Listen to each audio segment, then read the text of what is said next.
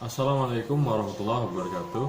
Perkenalkan, nama saya Andika Rahman Nasution, NPM C1B018024, asal Universitas Bengkulu, Fakultas Ekonomi dan Bisnis, jurusan Manajemen angkatan 2018. Baiklah, pada kesempatan kali ini saya ingin menyampaikan materi mengenai dana pensiun. Dana pensiun adalah badan hukum yang mengelola dan menjalankan program yang menjanjikan manfaat pensiun di dalam Undang-Undang Nomor 11 Tahun 1992. Dana pensiun adalah dana yang secara khusus dihimpun dengan tujuan untuk memberikan manfaat pada peserta ketika mencapai usia pensiun, cacat, atau meninggal dunia.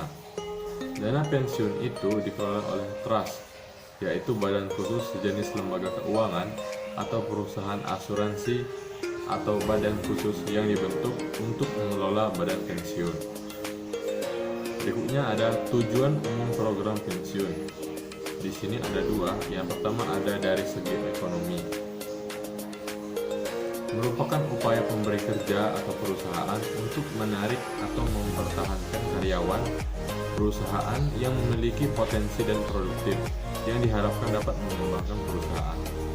Yang kedua dari segi sosial, merupakan wujud tanggung jawab sosial pemberi kerja atau perusahaan kepada karyawan ketika tidak mampu lagi bekerja, dan juga kepada keluarga pada saat karyawan meninggal dunia. Berikutnya, tujuan menyelenggarakan dana pensiun bagi pemberi kerja.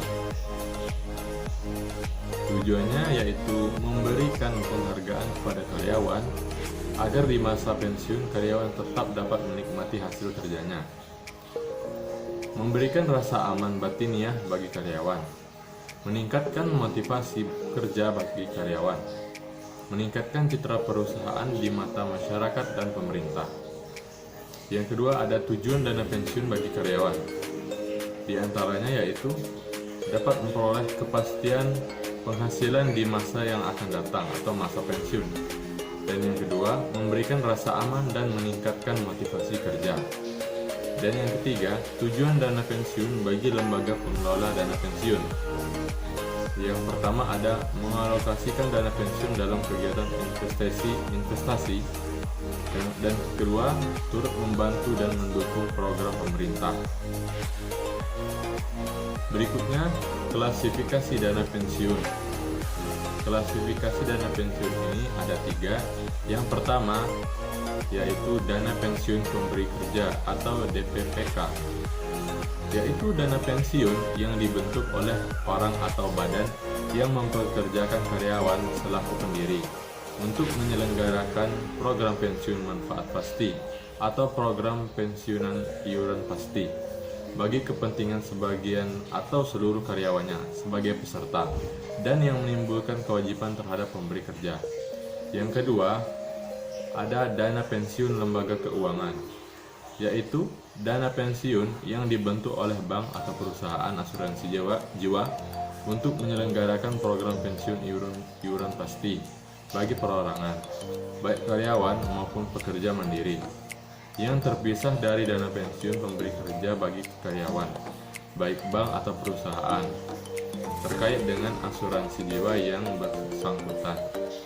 Yang ketiga, dana pensiun berdasarkan keuntungan, yaitu dana pensiun pemberi kerja yang menyelenggarakan program pensiun iuran pasti dengan iuran hanya dari pemberi kerja yang didasarkan pada rumus dikaitkan dengan keuntungan pemberi kerja.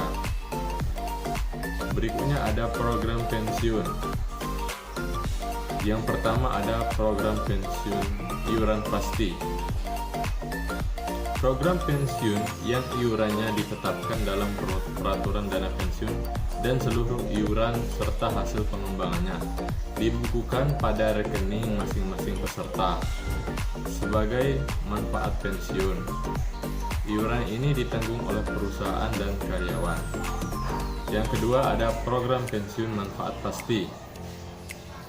Program pensiun yang manfaatnya ditetapkan dalam peraturan dana pensiun atau program pensiun lain yang bukan merupakan program pensiun iuran pasti. Nah, dalam program iuran ini merupakan beban karyawan yang dipotong dari gaji. Berikutnya ada jenis-jenis pensiun. Yang pertama ada pensiun normal, yaitu pensiun yang diberikan untuk karyawan yang usianya telah mencapai masa pensiun seperti yang telah ditetapkan perusahaan. Yang kedua, pensiun dipercepat, yaitu pensiun yang diberikan untuk kondisi tertentu, misalnya pada saat kasus pengurangan pegawai. Yang ketiga, ada pensiun ditunda, diberikan kepada karyawan yang meminta pensiun sendiri saat usia pensiun belum mencukupi. Dan yang terakhir, yang keempat, pensiun cacat, yaitu pensiun yang diberikan kepada karyawan yang mengalami kecelakaan sehingga dianggap tidak mampu lagi untuk bekerja. Berikutnya ada asas-asas dana pensiun. Yang pertama, asas keterpisahan kekayaan dana pensiun dari kekayaan badan hukum pendirinya. Asas ini didukung oleh adanya badan hukum tersendiri bagi dana pensiun dan diurus serta dikelola berdasarkan ketentuan undang-undang yang telah berlaku. Berdasarkan asas ini, kekayaan dana pensiun yang terutama bersumber dari iuran, terlindung dari hal-hal yang tidak diinginkan yang dapat terjadi pada pendirinya. Yang kedua, asas penyelenggaraan dalam sistem pendanaan. Dengan asas ini, penyelenggaraan program pensiun, baik bagi karyawan maupun bagi pekerja mandiri, haruslah dilakukan dengan mengumpulkan dana yang dikelola secara terpisah dari kekayaan sendiri, sehingga cukup untuk memenuhi pembayaran hak peserta. Dengan demikian, berdasarkan undang-undang ini, pembentukan cadangan dalam perusahaan guna membiayai pembayaran manfaat pensiun karyawan tidak diperkenankan. Yang ketiga, ada asas pembinaan dan pengawasan. Sesuai dengan tujuannya, harus dihindarkan penggunaan kekayaan dana pensiun dari kepentingan-kepentingan yang mengakibatkan tidak tercapainya maksud utama dari pemupukan dana, yaitu untuk memenuhi pembayaran biaya peserta dalam pelaksanaannya.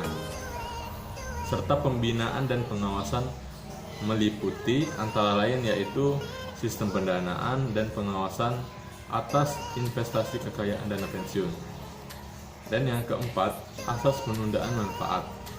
Penghimpunan dana dalam penyelenggaraan program pensiun dimaksudkan untuk memenuhi pembayaran hak peserta yang telah pensiun agar berkesinambungan sehingga penghasilannya dapat terpelihara.